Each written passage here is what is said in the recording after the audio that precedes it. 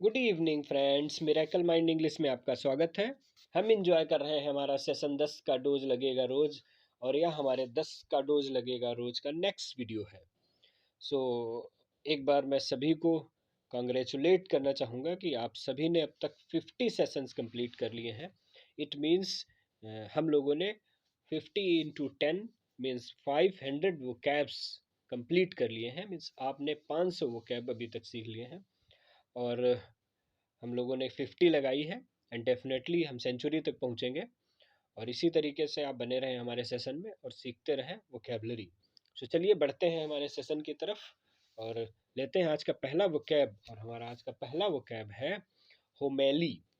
HOMILY। Homily is a noun. Homily एक noun होता है and its meaning is a religious discourse. So सबसे पहले आप जानिए कि डिस्कोर्स क्या होता है। डिस्कोर्स का मतलब होता है चर्चा। सो अ रिलीजियस मीन्स एक धार्मिक चर्चा। हिंदी में कहेंगे धर्मोपदेश, या आप कह सकते हैं धर्म गीत या धर्म वाक्य। मीन्स धर्म से रिलेटेड कोई भी किसी भी प्रकार का डिस्कोर्स है, कोई चर्चा है, तो उसके लिए आप यूज कर सकते हैं word that is homily. So homily means धर्मोपदेश, धर्मगीत या धर्मवाक्य। सो इसके सिनोनिम्स हो जाएंगे सरमन, लेसन या preaching. So sermon, lesson and preaching जो है वो होमेली का सिनोनिम्स हो जाएगा। सो हम इसे सेंटेंस में समझेंगे। The priest gave a brief homily on compassion. The priest means संत या पुजारी के लिए यूज करते हैं। The priest gave a brief homily means एक संक्षिप्त धर्मोपदेश दिया ऑन कंपैशन मीन्स दया पर। सो पुजारी ने, जो प्रीस्ट थे, उन्होंने एक सूक्ष्म, एक संक्षिप्त धर्मोपदेश दिया दया के ऊपर। आगे बढ़ेंगे, लेंगे हमारा अगला वोकैब। और हमारा अगला वोकैब है canvass. CANVASS। Canvass is a verb. Canvass एक वर्ब होता है and its meaning is to do campaign for asking vote. Vote मांगने के लिए अभियान चलाना मीन्स वोट मांगना या पक्ष प्रचार करना। किसी भी पार्टी के जब पक्ष में कोई प्रचार करने के लिए निकलता है, तो वहाँ पे वर्ड यूज होता है कैनवस। तो वोट मांगना या पक्ष प्रचार करना कैनवस का हिंदी हो जाएगा। इसके सिनोनिम्स हो जाएंगे campaign and doorstep. So campaign and doorstep, there are two synonyms of canvas. So हम इसे सेंटेंस में समझेंगे। Every leader was busy in canvassing in different territories. So every leader was busy, हर जो नेता है वो busy था in canvassing means vote मांगने में, पक्ष प्रचार करने में, इन डिफरेंट टेरिटरी। टेरिटरी का मतलब होता है क्षेत्र, विभिन्न क्षेत्रों में। सो हर नेता विभिन्न क्षेत्र में प्रचार करने के लिए व्यस्त था। बढ़ेंगे आगे, लेंगे हमारा अगला वोकैब। और हमारा अगला वोकैब है harangue. HARANGUE। Harangue is a noun. Harangue एक नाउन होता है and its meaning is a lengthy and aggressive speech. एक लंबी और आक्रामक भाषण, एक लंबा और आक्रामक भाषण। और स्पेशली किसी टॉपिक पर या की निंदा करने के लिए यह जब दिया जाता है वहाँ पे यूज किया जाता है। किसी को भड़काने के लिए या किसी की निंदा करने के लिए जब होगा, हिंदी में कहेंगे उत्तेजक भाषण या आप कहेंगे निंदा भाषण। सो हरैंग का मतलब हो गया उत्तेजक भाषण या निंदा भाषण। सो इसके सिनोनिम्स हो जाएंगे एडमोनिशन या आप कहेंगे ओरेशन या tirade. So tirade, oration and admonition, ये तीनों ही हरैंग के सिनोनिम्स हो जाएंगे। सो हम इसे सेंटेंस में समझेंगे। He delivered a long harangue about the evils of the society। So हम इसे सेंटेंस में समझेंगे।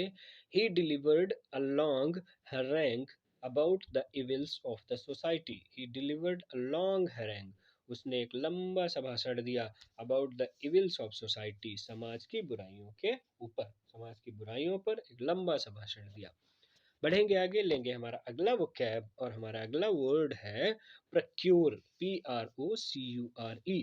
प्रक्योर इज अ वर्ब, यह एक वर्ब होता है and it is used in two cases. इसको दो केस में यूज करते हैं। पहला केस होता है obtain something specially with care और एफर्ट। मीन्स कुछ भी प्राप्त करना बहुत ही एफर्ट के साथ में या बहुत ही ध्यान के साथ में। हिंदी में कहते हैं प्राप्त करना या उपार्जन करना। सो उपार्जन करना या प्राप्त करना एक पहला मीनिंग बन जाता है प्रक्योर का। दूसरा मीनिंग होता है persuade somebody to do something, किसी को कुछ करने के लिए मनाना। सो मनाना दूसरा केस हो जाता है। सो प्रक्योर मीन्स प्राप्त करना या उपार्जन करना पहला मीनिंग, और दूसरे केस में मनाना इसका मीनिंग हो जाएगा।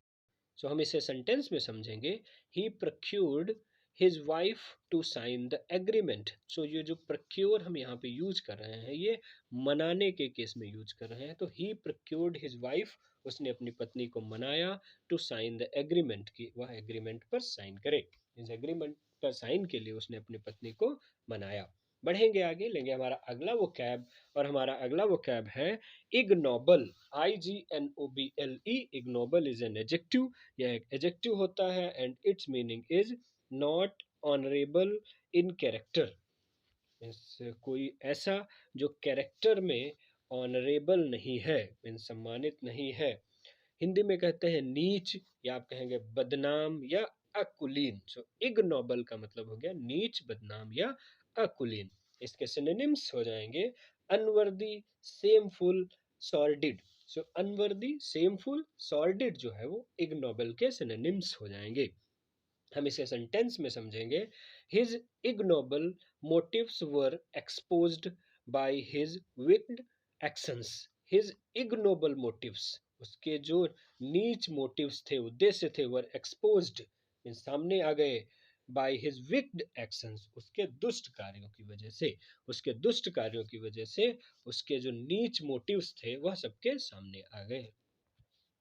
बढ़ेंगे आगे, लेंगे हमारा अगला वो कैब, और हमारा अगला वो कैब है overhaul. OVERHAUL। Overhaul is a verb, यह एक वर्ब होता है, and its meaning is service and rebuild. Means किसी चीज की सर्विस करना और उसको दोबारा से बनाना, स्पेशली मशीनरी और इक्विपमेंट। सो इसको मुख्यतः जो कोई मशीनरी है या कोई उपकरण है उसकी जब सर्विस की जाती है या उसको दोबारा से बनाया जाता है तब वहाँ पर यूज करते हैं ओवरहॉल। हिंदी में कहेंगे काया पलट करना या पूरी मरम्मत करना। तो ओवरहॉल मीन्स काया पलट करना या पूरी मरम्मत करना किसी मशीनरी या इक्विपमेंट की। सो इसके सिनोनिम्स हो जाएंगे मेंटेन, रेनोवेट या revamp. So maintain, renovate and revamp जो है वो ओवरहॉल के सिनोनिम्स हो जाएंगे।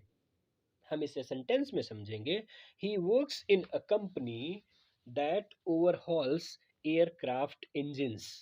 ही वर्क्स इन अ कंपनी, वह एक कंपनी में काम करता है, दैट ओवरहॉल्स जो कि कायाकल्प करती है, काया पलट करती है, एयरक्राफ्ट इंजन्स, एयरक्राफ्ट के इंजन्स का। बढ़ेंगे आगे, लेंगे हमारा अगला वोकैब, और हमारा अगला वर्ड है indolent. INDOLENT। Indolent is an adjective, यह एक एडजेक्टिव होता है, and its meaning is wanting to avoid activity. ऐसा कोई जो किसी क्रियाकलाप को, किसी कार्य को अवॉइड करना चाहता है।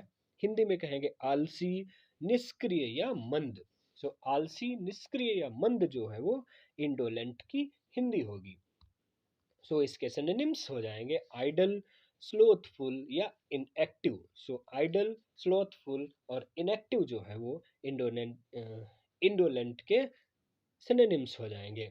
हम इसे सेंटेंस में समझेंगे, he was feeling indolent because of hot weather. He was feeling indolent, वह आलसी फील कर रहा था, बिकॉज ऑफ हॉट वेदर, गर्म मौसम की वजह से। सो गर्म मौसम की वजह से वह आलसी महसूस कर रहा था, फील कर रहा था।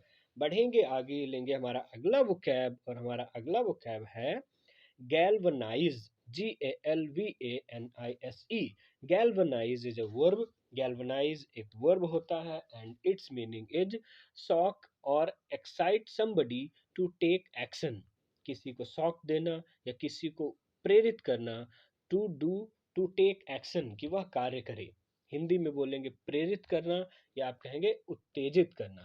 सो गैल्वनाइज मीन्स प्रेरित करना या उत्तेजित करना। तो इसके सिनोनिम्स हो जाएंगे इन स्पिरिट, या आप कहेंगे प्रपेल, या आप प्रोवोक बोल सकते हैं। सो इन स्पिरिट, प्रपेल एंड प्रोवोक जो है वो तीनों ही सिनोनिम्स हो जाएंगे गैल्वनाइज के। सो हम इसे सेंटेंस में समझेंगे, how will you galvanise the students into taking the responsibility for their own work? How will you galvanize the students? आप विद्यार्थियों को कैसे प्रेरित करेंगे into taking the responsibility, कि वो responsibility लें for their own work, अपने कार्यों की? आप किस तरीके से बच्चों को प्रेरित करेंगे, स्टूडेंट्स को प्रेरित करेंगे कि वह अपनी जिम्मेदारी खुद लें? सो बढ़ेंगे आगे, लेंगे हमारा अगला वो कैब, और हमारा अगला वो कैब है इम्ब्यू, IMBUE। हमारा अगला वो कैब है इम्ब्यू। इम्ब्यू इज अ वर्ब, इम्ब्यू एक वर्ब होता है and its meaning is inspire with a feeling और क्वालिटी। मीन्स किसी को इंस्पायर करना किसी फीलिंग के द्वारा या किसी गुण के द्वारा, मीन्स अपने किसी गुण के द्वारा किसी और को अपने गुण में मिला लेना ही कहलाता है इम्ब्यू। हिंदी में कहते हैं ओतप्रोत करना या दिल पर असर डालना, या आप बोलेंगे रंग चढ़ाना। तो रंग चढ़ाना वो कलर करने वाला नहीं है। रंग चढ़ाने का मतलब ये हुआ कि किसी के अंदर कोई क्वालिटी है और उसी को देख करके किसी के अंदर किसी और के अंदर भी वो क्वालिटीज डेवलप हो गई हैं, या वह उसी की तरीके से काम करना चाहता है। बोलते हैं तुम उसके जैसे, बोलते हैं ना अक्सर कि तुम उसके रंग में रंगे जा रहे हो। तो रंग में रंगने का मतलब यहाँ पर इम्ब्यू हो जाना है, ओतप्रोत हो जाना है, किसी के तरीके से काम करना लगना है। तो सो इम्ब्यू मीन्स ओतप्रोत करना, या आप कहेंगे दिल पर असर डालना या रंग चढ़ाना। सो इसके सिनोनिम्स हो जाएंगे डिफ्यूज, या आप कहेंगे परवेड या inject. So diffuse, pervade and inject are the synonyms of imbue. So हम इसे सेंटेंस में समझेंगे। ही imbued his employees with team spirit, he imbued his employees, उसने ओतप्रोत कर दिया अपने एम्प्लॉयज को with the team spirit, means एक टीम की भावना के साथ। तो उसने अपने जो भी एम्प्लॉयज थे सबको टीम भावना से ओतप्रोत कर दिया। बढ़ेंगे आगे, लेंगे हमारा अगला वो कैब, और हमारा अगला वो कैब है perturb, PERTURB। Perturb is a verb, या एक वर्ब होता है and its meaning is make somebody anxious और अनसेटल। एंग्सियस का मतलब होता है चिंतित करना, और अनसेटल का मतलब भी होता है जगह सेटल ना होने देना, स्थिर ना होने देना। हिंदी में कहेंगे बेचैन करना, या आप कहेंगे व्याकुल करना। परटर्ब मीन्स बेचैन करना या व्याकुल करना। तो इसके सिनोनिम्स हो जाएंगे अपसेट, या आप कहेंगे रफल, या आप कहेंगे बॉदर्ड। सो अपसेट, रफल और बॉदर्ड जो है वो परटर्ब के सिनोनिम्स हो जाएंगे। सो हम इसे सेंटेंस में समझेंगे। She seemed a little perturbed by these rumours. So she seemed, वह प्रतीत हुई, लिटिल परटर्ब्ड, थोड़ा सा घबराई हुई, बाई दीज रूमर्स, इन अफवाहों से, वह इन अफवाहों से थोड़ा सा घबराई हुई प्रतीत हुई। So thanks for watching this video, keep learning keep enjoying, और बने रहें हमारे साथ मेरा कल इंग्लिश में।